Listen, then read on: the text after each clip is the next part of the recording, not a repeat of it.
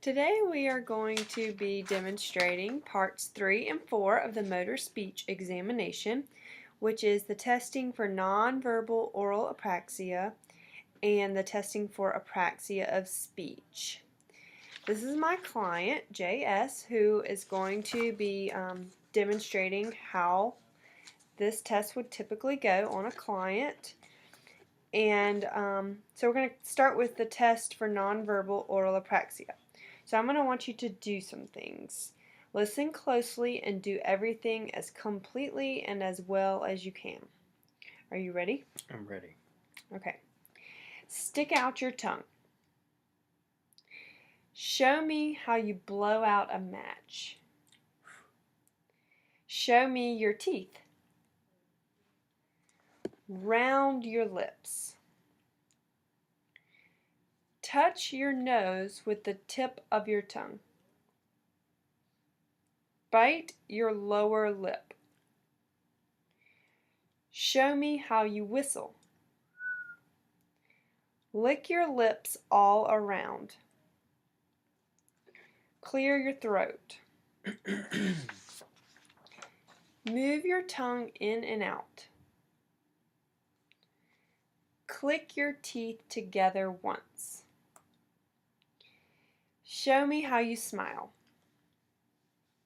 Click your tongue. Chatter your teeth as if you were cold. Touch your chin with the tip of your tongue. Show me how you cough. Puff out your cheeks. Wiggle your tongue from side to side.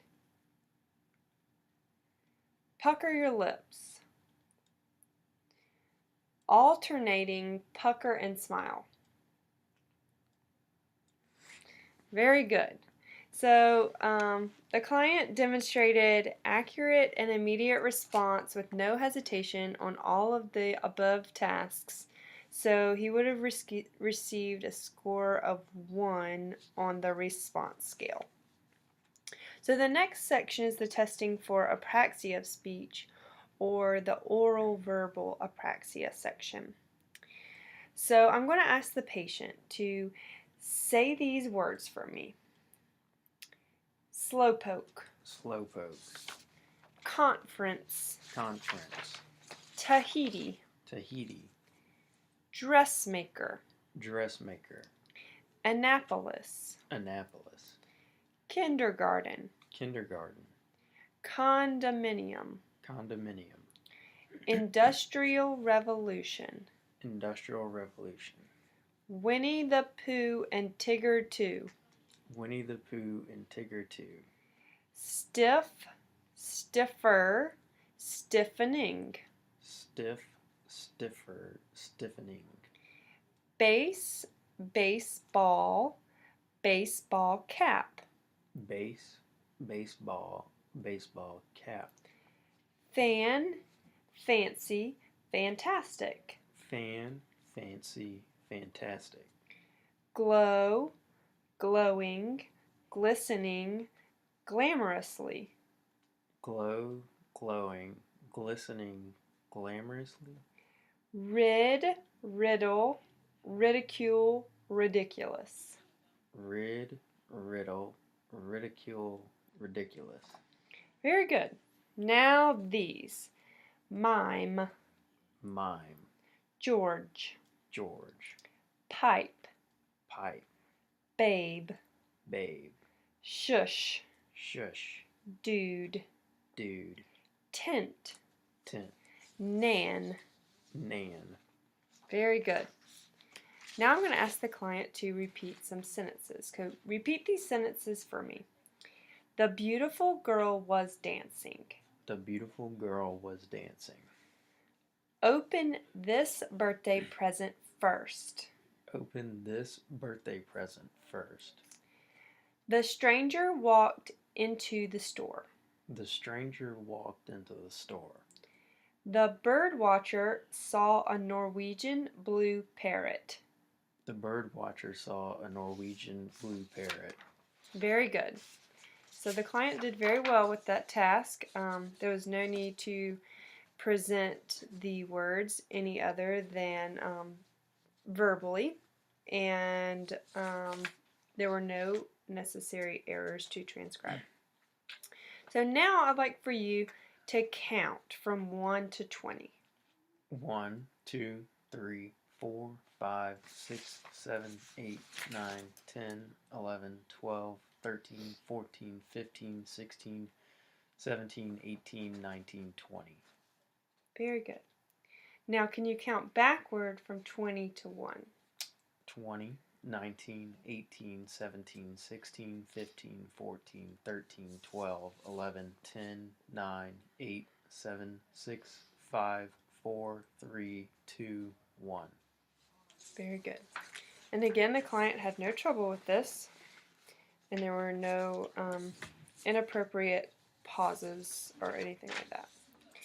So next, I'm going to present to the client the Boston's cookie theft picture to try to elicit about a minute of ongoing speech.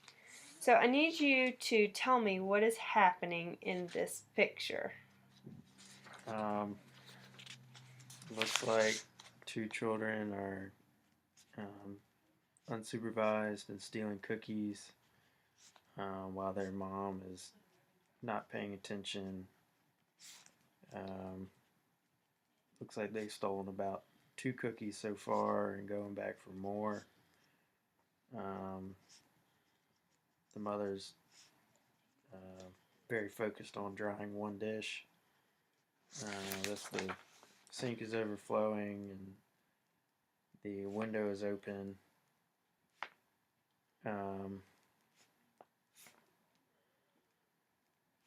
They have a nice house. Okay, very good. Anything else?